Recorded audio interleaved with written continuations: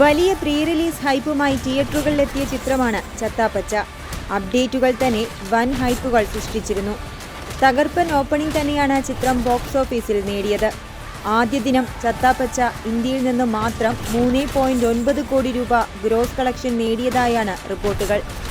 കേരളത്തിലാകെ night ഷോകൾ ഉൾപ്പെടെ വൻ സ്വീകരണമാണ് ചത്താപ്പച്ചയ്ക്ക് ലഭിച്ചത്.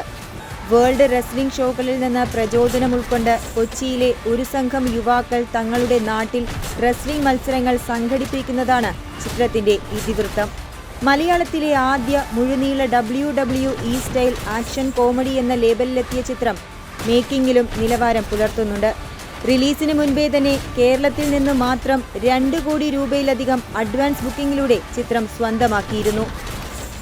നടൻ മോഹൻലാലാണ് ചിത്രത്തിന്റെ അഡ്വാൻസ് ബുക്കിംഗ് ഔദ്യോഗികമായി ഉദ്ഘാടനം ചെയ്തത്. ആരാധകർക്ക് ആവേശം പകർന്നുകൊണ്ട് മമ്മൂട്ടിയുടെ സാന്നിധ്യത്തിനും വാൾട്ടർ എന്ന കഥാപാത്രത്തിനും തിയേറ്ററുകളിൽ വലിയ കയ്യടി നേടുന്നുണ്ട്. വേറിട്ട സംഘടന രംഗങ്ങളുമായി മൊത്തത്തിൽ അടിപൊളിയൊരു ദൃശ്യവിരുന്ന് തന്നെയാണ് ചത്താപ്പച്ച സമ്മാനിക്കുന്നത്.